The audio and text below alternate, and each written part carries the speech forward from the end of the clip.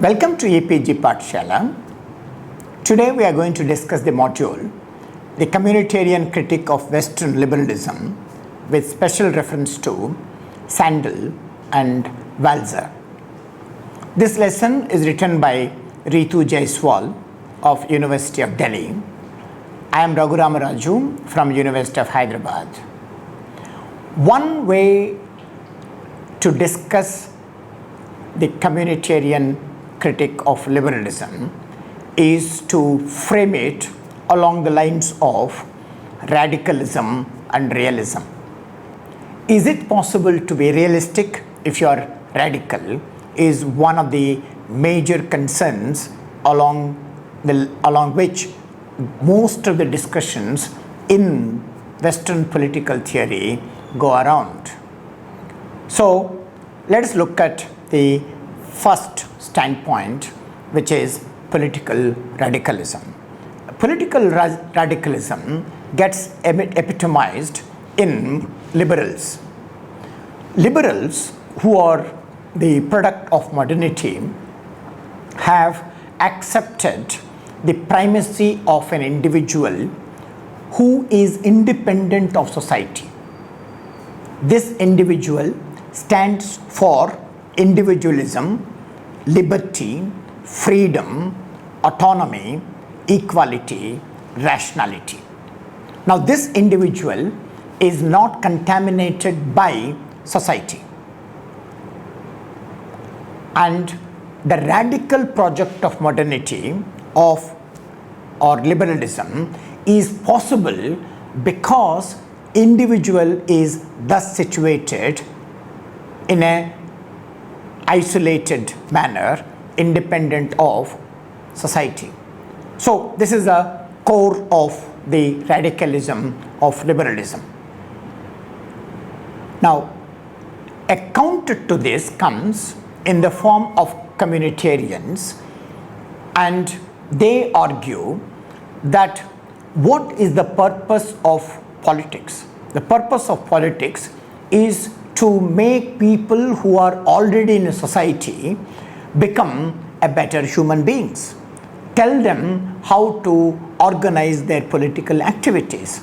So politics or norms or rights are useful not in abstraction, not in isolation.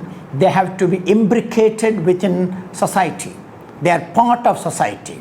So no purpose will be served if you take individuals outside society, abstract them, and present radical but unrealistic proposals. So that is of no use to them. So this is the crux of the problem. So you have radicals, liberals, who insist on the primacy of rights which are not related to the society, and you have communitarians who argue that the good in community is the primary aspect for political discussion. This is the two kinds of extremities that you have. The first one, the radicalism in liberalism, gets epitomized in liberals like Immanuel Kant, contract philosophers in some respects, and in modern times it gets culminated in John Rawls. The communitarians are Alistair MacIntyre, Michael Sandel, Charles Taylor, Walzer. So what we are going to discuss today is the critique of liberalism by communitarians. Framing of the topic, let me now discuss three important thinkers. One, John Rawls, who is a 20th century liberal philosopher, and the second one is Sandel, the third one is Walzer. John Rawls, in his book The Theory of Justice, comes up with a radical presentation of a liberal view. He says that there is a theory of just and he also talks about how individuals are in a original position. Now, for instance, the man in the state of nature of contract philosophers, it becomes a bit problematic because people ask the question, was there a man in the state of nature ever? And the answer is not very clear. So he comes up with a methodological device where he proposes an idea of a original state. And in the original state, everybody is governed by a wheel of ignorance. They don't know what the other person is or has. So there is this, and there is an equal ignorance about other people. So this provides them an equality, an equal status where they are not attached to their culture, society, family, or any of those things. So it is a state from where you make rational choice.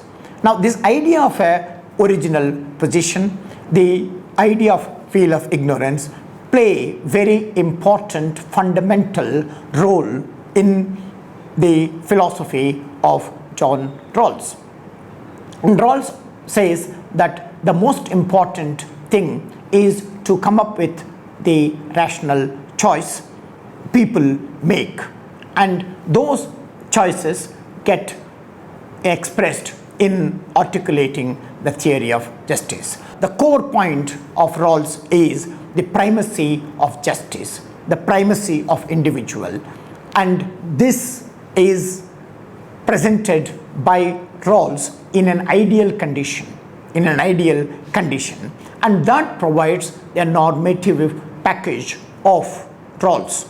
So the radical project of Rawlsian liberalism lies in working out a moral theory or a political package, not within the matrix of society, but in a very hypothetical situation. Now, he requires this hypothetical situation in order to furnish the radical political aspects that are very important, namely equality, rationality, and equal opportunity, and the primacy of the individualism. All these things can be possible, can be properly articulated only in an ideal condition, however unrealistic that may be. It is unrealistic, Rawls is aware of it, but he says that the moment you become realistic and get into the descriptions of society, you have to compromise on your radical project. And he is not ready to compromise on his radical project, at least not in the beginning, though he does modify it in his later books like Political Liberalism and things like that. So that is an important point that comes out very clearly.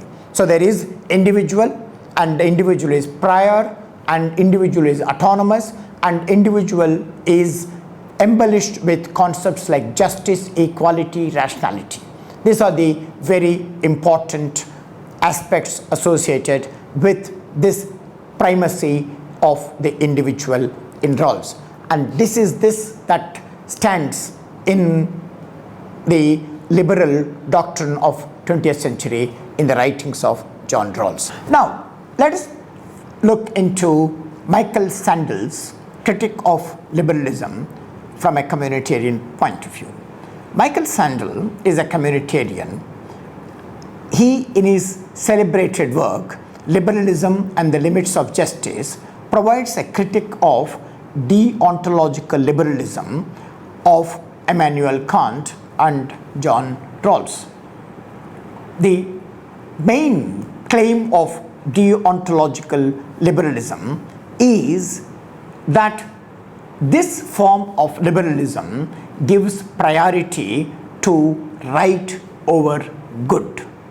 That they already decide that something is right and then want everybody to come around that notion of right. So the moment you give importance or priority to right, everything else becomes secondary. Not only other things become secondary to right, right also is postulated as prior to other things. So it is prior to other things, and it is better, it is more primary in relation to other things. So these are the two important aspects that Sandel finds in liberalism in general and John Rawls' liberalism in particular. Sandel tries to show the limits of this liberal package.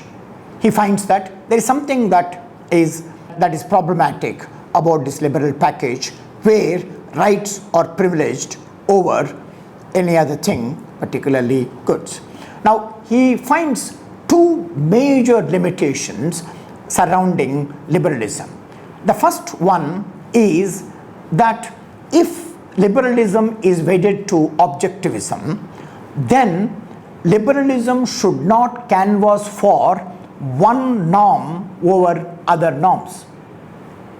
Like this, in saying that right is primary, they have already declared their bias towards one norm over other norms. Now this is almost, tantamount to taking sides. Now, and that defeats the purpose of their objectivism or their claims of rationality. If you are rational, the way of dealing with it or the modus operandi would be that you keep everything on the table and then adjudicate what is good and what is bad. Now that discrimination, that judgmental process is not followed by liberalism. They did not consider several virtues and then they did not decide that this virtue is better than that virtue. They have already decided right to be a desirable virtue. And this, he says, that it can be slightly dogmatic. It can be, said to be something like, self-evidently true. So he's saying that instead of postulating something, whether it could be right or something else, as desirable at the outset, he asks for neutrality. He's saying that liberals, if they are wedded to objectivism, has to show neutrality with respect to every moral idea or religious conception, and then decide which is good or which is bad, and after, as I pointed out, after adjudication. And that is not done by liberalism. So he seems to be showing that there is some kind of a dogmatic assertion of right over others lurking in the core of liberalism. This is one of the major criticisms Sandel wages on John Rawls in particular and liberalism in general. The other important point that he finds is their notion of self. That what is the notion of self that liberals had? The liberal notion of self is not a self that is rooted in society. The concept of self is outside society. As I pointed out in the introduction, this location of self outside the society makes the self or their politics very, very abstract and unrealistic. So there are two important limitations that Sandel finds in liberalism. One, liberals, instead of revealing their neutrality, displaying their neutrality towards all virtues and choosing one over the other after deliberation, they at the outset privilege and accept right over others, which he finds is objectionable. The second one is they postulate a concept of self which is not located, which does not perform, which does not reveal the moral or political nature of society, and this is a major problem that Sandel finds in liberalism.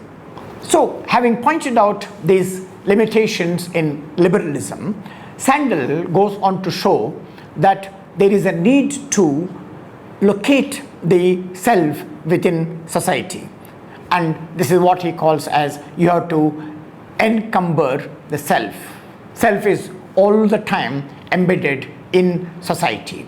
And one of the important aspects of this encumbering society is to reject Rawls' original position. Okay, because that original position is too abstract and it is unencumbered state.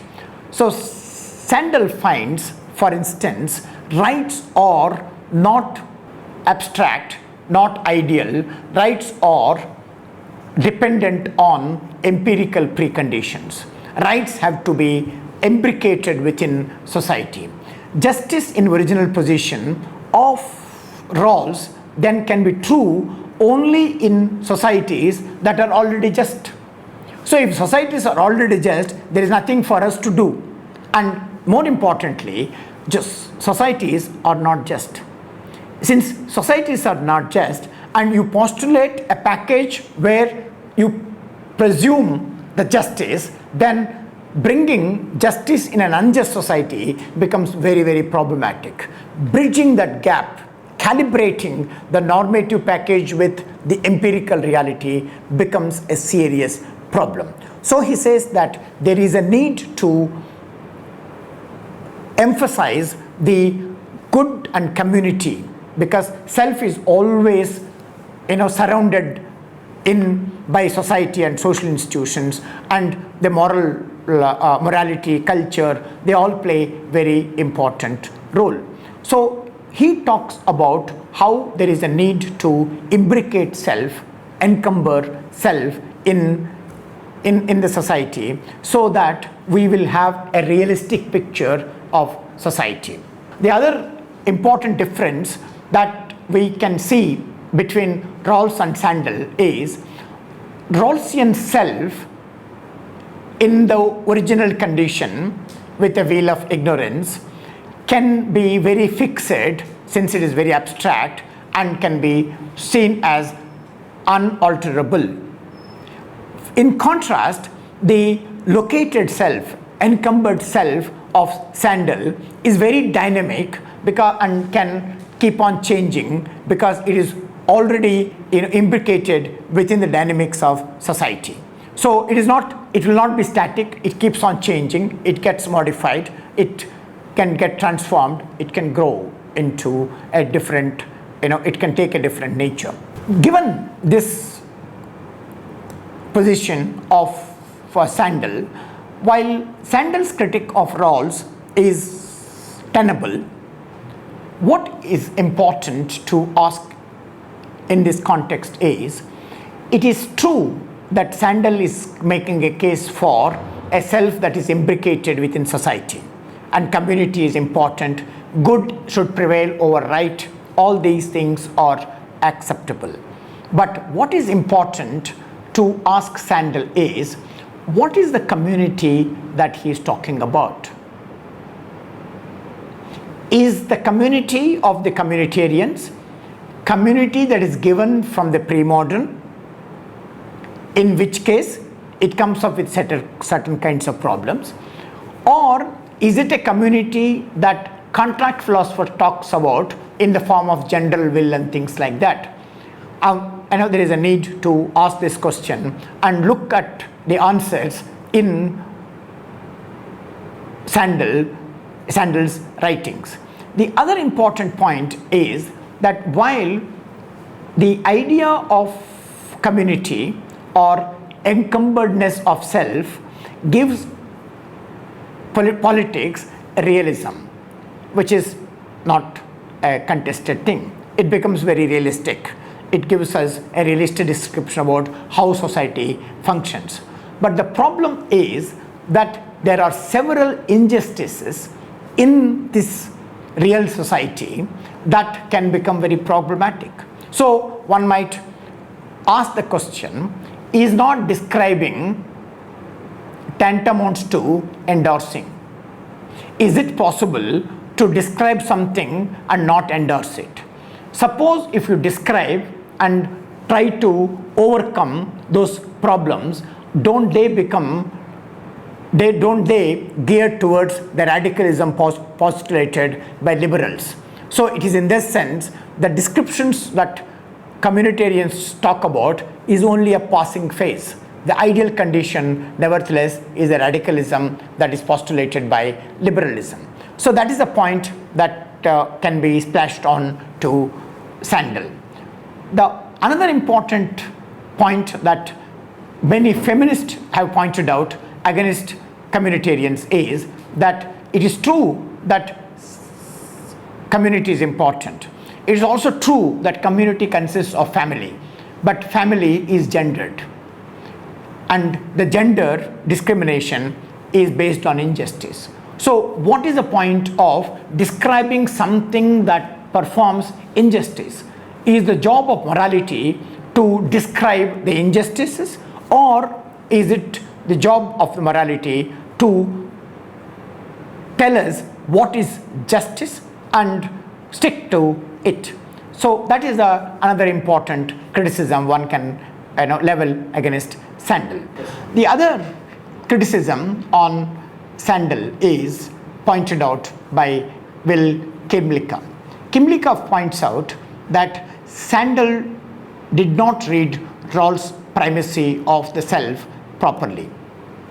Sandel's criticism on Rawls is based on taking self as temporally prior to the good. Okay, so there is self that is prior, and then something else happens. Now, Kimlicka points out that in fact this has to be looked not through the category of temporality, but should be looked at as conceptual category. Okay, the distinction is not that self is there prior in temporal order in history, but it is just a conceptual distinction that Rawls is making. And we do make conceptual distinctions every time. When I talk about a concept called table, that is distinguished from the object table. So why not make a distinction like this? I am not making any temporal kind of a point there.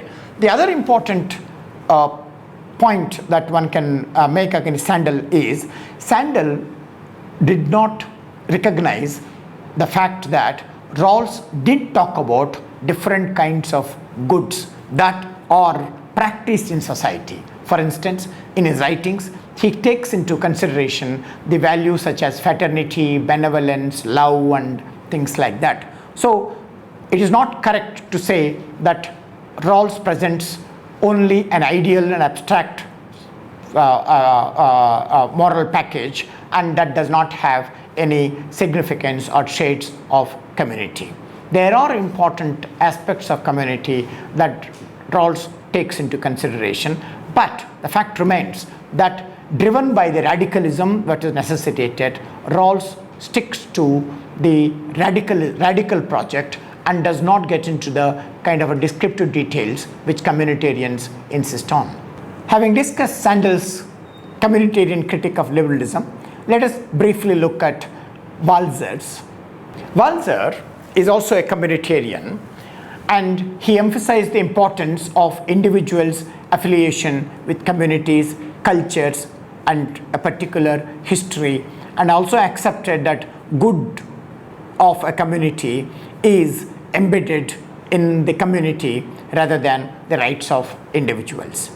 Walzer proposes a very important notion of what he calls as complex equality.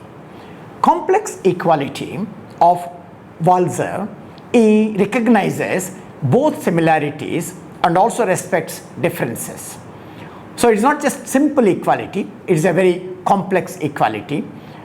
One thing that is important about Walzer is he argues that no one good should be allowed to dominate over other goods. That there should be, you should see to it that there is no one virtue which is privileged over other virtues. I mean, he is now in fact is criticizing Rawls, who privileges rights over other things. So he is talking about how you must give importance to all goods. What makes that possible is there is a need to distribute different kinds of goods across the spectrum and encourage all of them. Instead of one norm as emphasized by Rawls, Walzer talks about plurality of goods. For instance, health, education, wealth, and various other things. And no value should be allowed to interfere or dominate the other value. So he is for a complex equality because he fears that simple equality can lead to domination. That if you prefer one virtue, that or you look for equality, that equality can lead to a domination, and which is what he rejects. So Walzer is of the view that a simple equality can lead to monopoly.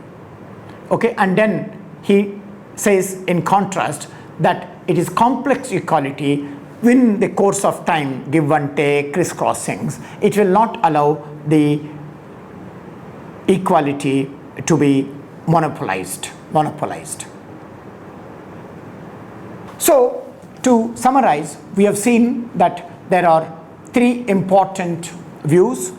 One is the liberal view as available in modern philosophers and in 20th century philosophy in the writings of John Rawls. And then you have a communitarian critic in Sandel and Walzer. And that on one spectrum, you have liberals emphasizing the primacy of right and radicalism, and you have communitarians pointing out the importance of being realistic, because morality is about society and we cannot have a very ideal conditions that are not useful. So Western political theory seems to be oscillating between these two extremities of liberalism on the one hand and communitarianism on the other hand. Thank you.